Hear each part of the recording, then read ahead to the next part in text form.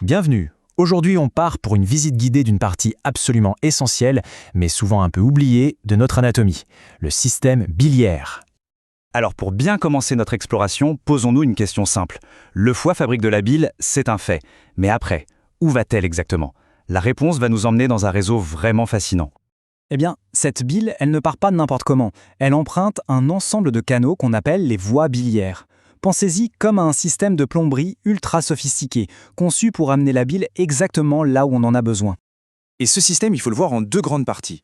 D'abord, à l'intérieur même du foie, on a tout un réseau de petits canaux qui collectent la bile, ce sont les voies intrahépatiques.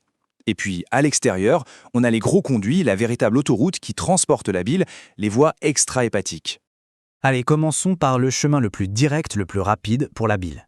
C'est ce que les anatomistes, dans le document qui nous sert de guide, appellent la voie biliaire principale. Le trajet est assez simple en fait. On peut le découper en 4 grandes étapes. Tout commence avec 2 canaux qui sortent du foie. Ils se rejoignent pour n'en former qu'un, qui s'élargit encore un peu plus loin avant d'arriver à sa destination finale. C'est un flux très logique. Donc, pour commencer, juste à la sortie du foie, les 2 voies de sortie principales se rencontrent. Ce point de jonction, c'est ce qu'on appelle le canal hépatique commun. C'est la première étape. Un peu plus loin, notre autoroute va fusionner avec un autre canal, on va voir lequel dans un instant, et à partir de ce carrefour, elle change de nom. Elle devient le canal Cholédoque. C'est lui qui va faire la toute dernière partie du voyage. Et voilà, on arrive au terminus, l'ampoule de Vater. C'est une sorte de petite chambre commune à l'intérieur de la paroi de l'intestin où la bile va enfin être déversée pour pouvoir faire son travail et nous aider à digérer. Mais attention, on n'entre pas comme dans un moulin. Le passage est contrôlé par un portier très efficace, le sphincter d'Oddi. C'est une petite valve musculaire qui s'ouvre et qui se ferme pour ne laisser passer la bile que lorsque c'est nécessaire. Bon, ça, c'était la voie express. Mais il faut savoir que toute la bile ne prend pas ce chemin direct. En fait, une partie va faire un petit détour par une sorte d'aire de stockage qui est super importante.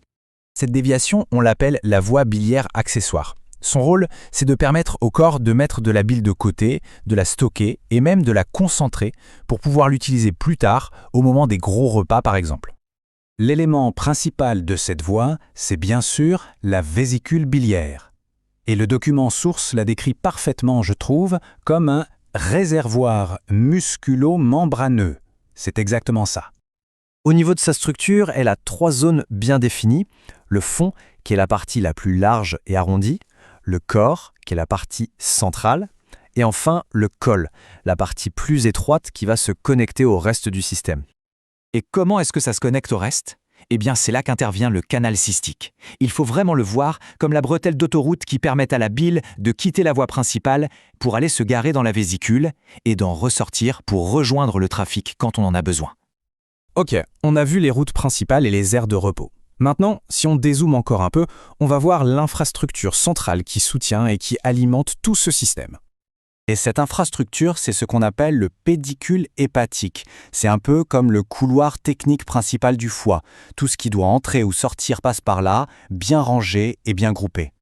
Et c'est ça qui est vraiment important de comprendre. On ne parle pas juste des canaux pour la bile, le fameux conduit hépatocholédoque. Non, dans ce carrefour, on trouve aussi les énormes vaisseaux sanguins qui nourrissent le foie, comme la veine porte et l'artère hépatique, mais aussi les vaisseaux lymphatiques et les nerfs. Tout est là.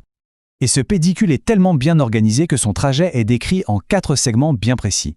Chaque segment correspond à une portion du voyage depuis la porte du foie jusqu'à l'arrivée dans la paroi de l'intestin, avec à chaque fois une disposition très spécifique des vaisseaux et des canaux.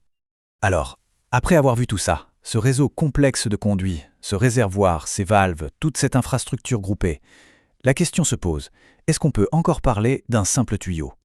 La réponse est non, évidemment. C'est bien plus qu'une simple plomberie. Le système biliaire, c'est un réseau dynamique, intelligent et finement régulé qui est absolument indispensable pour qu'on puisse digérer correctement ce qu'on mange tous les jours. C'est une mécanique de précision.